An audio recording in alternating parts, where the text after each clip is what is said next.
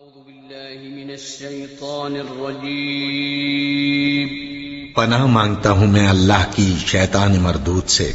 بسم الله الرحمن الرحيم شروع اللہ کا نام لے کر جو بڑا مہربان نہایت رحم والا ہے۔ أعوذ بالله من الشيطان الرجيم بسم الله الرحمن الرحيم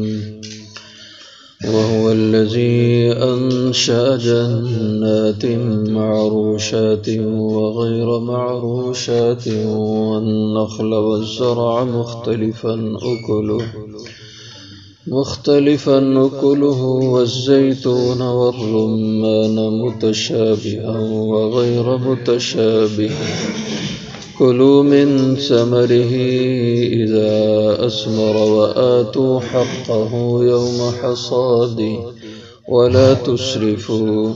إنه لا يحب المسرفين ومن الأنعام حمولة وفرشا كلوا مما رزقكم الله ولا تتبعوا خطوات الشيطان إنه لكم عدو مبين وهو الذي اور وہ اللہ وہ ذات ہے انشا جنات جس نے پیدا کیے باغات معروشات جن کو چھپروں پہ چڑھایا جاتا ہے وغیر معروشات اور جو چھپروں پہ نہیں چڑھائے جاتے والنخلا اور اس نے کھجوریں پیدا کی کھجوروں کے باغات والزرع اور کھیتیاں مختلفاً اکلہ کہ الگ الگ ہیں مختلف ہیں ان کے پھل والزیتون اور زیتون اس نے پیدا کیا والرمان اور انار متشابہن جو آپس میں ملتے جلتے بھی ہیں وغیر متشابہ اور جو ملتے جلتے نہیں کلوا من ثمری کھاؤ ان کے پھل اذا اثمر جب وہ پھل دیں وآتوا حقہ اور ادا کرو دو ان سے حق یوم حصادہ ان کی کٹائی کے دن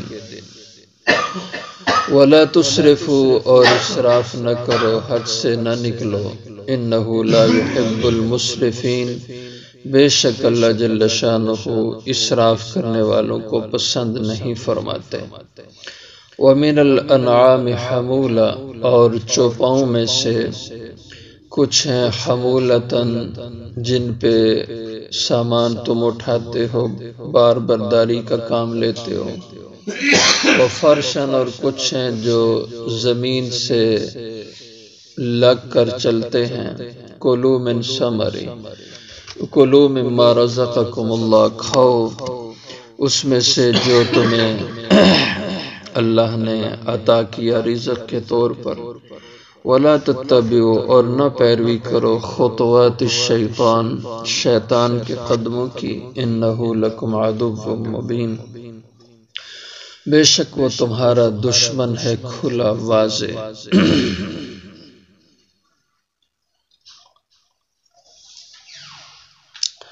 اس سے پہلے اللہ جل شانہ نے جو مشرکین میں خرابی تھی حلال حرام کے لحاظ سے کہ اپنی مرضی سے حلال کر دیتے اللہ کے حرام کو اپنی مرضی سے اللہ کے حلال کو حرام کر دیتے تھے تو فرمایا کہ یہ اختیار اللہ نے کسی کو نہیں دیا یہ اللہ کی ذات کے پاس ہے یہاں تک کہ حضرات انبیاء کرام علیہ السلام کو بھی یہ اختیار اللہ نے نہیں دیا کہ وہ اللہ کے احکام میں رد و بدل کر دیں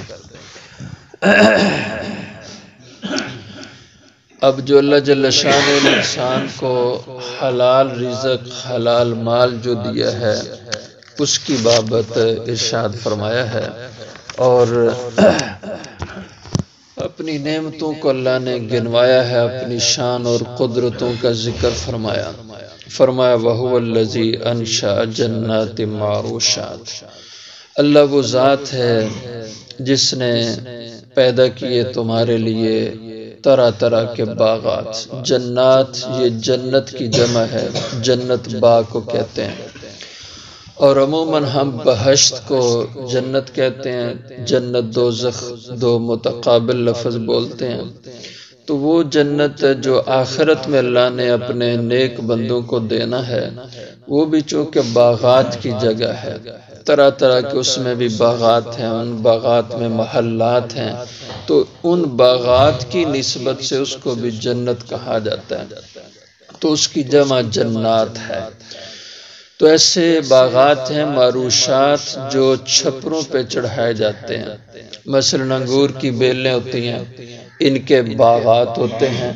اور یہ بیل ایسی ہے کہ جس کا پھل چھپر پہ چڑھانے سے آتا ہے، اگر چھپر پہ نہ چڑھائیں، اس کو زمین پر چھوڑ دیں تو پھل نہیں دے گی، جو پھل لگے گا وہ بیکار اور خراب ہو جائے گا۔ اسی طرح کدو کی بیل ہے، یا اس طرح کی مختلف جو چیزیں ہیں سبزیوں میں اور پھلوں میں، تو ان کو چھپر پہ چڑھایا جائے تو وہ فائدہ مند پھل دیتے ہیں، وغیرہ معروشات۔ اور کچھ ایسے پھل اور ایسی سبزیاں ہیں کہ جن کو چھپروں پہ نہیں چڑھایا جاتا، جیسے خربوزہ اور تربوز ہے، یہ پھل ہیں لیکن ان کو زمین پہ ہی رکھا جاتا ہے، ان کو چھپر پہ نہیں چڑھایا جاتا۔ اور اسی طرح سبزیوں میں ایسی سبزیاں ہیں کہ جن کو زمین پر ہی بیل کو چھوڑ دیا جاتا ہے، چھپر پہ نہیں چڑھایا جاتا۔ تو طرح طرح کی اللہ نے تمہارے لیے نعمتیں پیدا کی، وہ نخل کھجوروں کے باغات اس نے بنائے۔ تو چونکہ جب قرآن پاک نازل ہوا تو اس ماحول میں جہاں یہ اترا تھا تو وہاں پہ باغات کھجور ہی کے نظر آتے تھے، ان کی کاشت کھجور تھی، اس لیے یہاں پہ خصوصی طور پہ اللہ نے کھجور کا ذکر فرمایا۔ والزرع، اور اللہ نے طرح طرح کی کھیتیاں تمہارے لیے اگائیں، کھیتی گندم کی، باجرے کی اور دیگر اجناس کی، طرح طرح کی دالیں وغیرہ، سب کھیتیاں مختلف نوکلوں کے الگ الگ ہیں، مختلف ہیں جن کے پھل، کسی کا پھل اور طرح کا، دوسرے کا اور طرح کا، مختلف رنگ کے لحاظ سے، سائز کے لحاظ سے، ذائقے کے لحاظ سے اور فوائد کے لحاظ سے، یہ مختلف پھل ہیں جو اللہ نے اگائے۔ والزیتون، اور اسی طرح پھلوں میں اللہ نے زیتون کو اگایا، اور یہ زیتون بہت سے کاموں میں فائدوں میں استعمال ہوتا ہے۔ اس کا پھل، اس کو بطور پھل کے استعمال کیا جاتا ہے، اسی سے اچار بنا کے بطور اچار کے، سالن کے بھی استعمال کیا جاتا ہے، اور اسی سے تیل نکال کر کے وہ تیل کھانے میں بھی، مالش میں بھی، طرح طرح سے اس کا استعمال ہوتا ہے۔ اور جتنے تیل ہیں ان میں سب سے بہترین تیل جو وہ زیتون کا ہے، یہاں تک کہ جو ہمارے ہاں گھروں میں دیسی گھی جو نکالا جاتا ہے، اس سے بھی کئی گنا زیادہ فائدہ مند یہ زیتون کا تیل ہوتا ہے۔ اللہ نے خاص نعمت انسانوں کے لیے بنائی۔ والرمان، اور انار کے باغات اللہ نے اگائے، متشابہن وغیر متشابہ، جو آپس میں ملتے جلتے بھی ہیں اور وغیر متشابہ، ملتے جلتے بھی نہیں ہیں، یعنی ہیں انار لیکن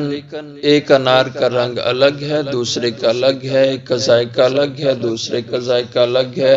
ایک کا سائز بڑا ہے، دوسرے کا سائز چھوٹا ہے۔ ہمارے ہاں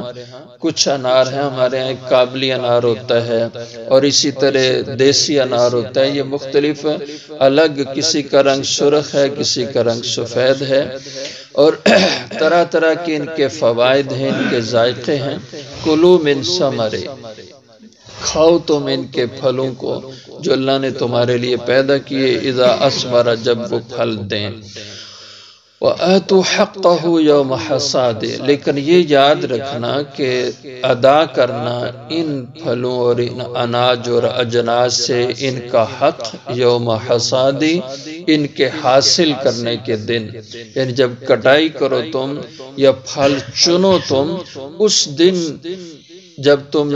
زمین سے پیداوار گھر میں لے کے آؤ تو اس میں سے اس کا حق بھی ادا کرو۔ اور وہ حق کیا ہے؟ جس کو شریعت کی اصطلاح میں عشر کہا جاتا ہے۔ زمین کی زکوٰۃ، جیسے مال کی زکوٰۃ ہوتی ہے اسی طرح زمین کی زکوٰۃ بھی ہوتی ہے، تو زمین کی زکوٰۃ کو عشر کہا جاتا ہے۔ وہ زمینیں جو بارانی ہوتی ہیں، جن کو بارش سے سیراب کیا جاتا ہے یا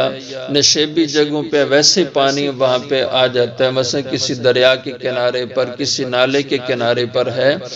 مستقل پانی قیمتاً نہیں لگانا پڑتا بلکہ خود بخود برسات میں پانی اوپر چڑھ آتا ہے اور پانی ان زمینوں کو سیراب کر دیتا ہے۔ تو ایسی زمینیں جہاں پانی قیمتاً نہیں لگایا جاتا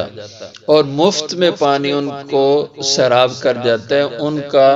عشر جو ہوتا ہے وہ 10واں حصہ ہوتا ہے۔ اور جن زمینوں کو قیمتاً پانی دے کر کے سیراب کیا جاتا ہے، ٹیوب ویل کے ذریعے سے، نہری پانی کے ذریعے سے، جس کا آبیانہ مہینہ وار ادا کرنا ہوتا ہے، تو ان کا عشر 20واں حصہ ہوتا ہے، یعنی ان کا عشر کم ہوتا ہے۔ اور اس کے علاوہ جو کھادوں کے اور ہل چلانے کے دیگر یہ سپرے کے اخراجات ہیں، وہ اس سے منہا نہیں کیے جاتے، بلکہ ان اخراجات کو منہا کرنے سے پہلے جو زمین کی پیداوار ہے اس کا عشر ادا کرنا پڑتا ہے۔ اگر کسی نے کسی کو زمین کرائے پر دی ہوئی ہے، جس کو ہم اپنی اصطلاح میں ٹھیکہ کہتے ہیں، تو وہ بھی تقسیم کرنے سے پہلے دونوں آدمی، زمین کا مالک اور زمین کا مزارع، تقسیم سے پہلے اس میں سے عشر ادا کریں۔ اگر تقسیم کر دیا تو دونوں اپنے اپنے گھر میں اپنے اپنی حاصل شدہ پیداوار سے عشر نکال لیں گے، اور عشر کے لیے کوئی مقدار متعین نہیں ہے۔ اگر کسی کو 5 کلو بھی پیداوار حاصل ہو رہی ہے، 2 کلو بھی، بلکہ یہاں تک فقہاء نے لکھا ہے اگر کسی نے اپنے گھر کے صحن میں کوئی سبزی یا پھل لگایا تو اس میں سے بھی عشر ادا کرے گا۔ یعنی جتنی مقدار میں بھی زمین سے پیداوار حاصل ہو اس سے عشر نکالا جائے، اس کا 10واں حصہ یا اس کا 20واں حصہ وہ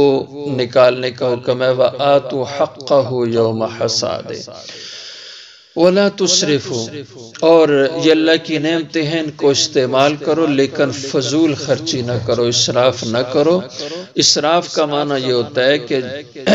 جہاں خرچ کرنے کی ضرورت ہے 50 کی، تو یہ آدمی وہاں پہ 70 خرچ کرتا ہے، یہ فضول خرچی، یہ اسراف ہے۔ إِنَّهُ لَا يُحِبُّ الْمُسْرِفِينَ، بے شک اللہ جل شانہ نہیں پسند فرماتے اسراف کرنے والوں کو۔ وَمِنَ الْأَنْعَامِ حَمُولَةً وَفَرْشًا، اور اس نے پیدا کیے چوپاؤں میں ایسے جانور،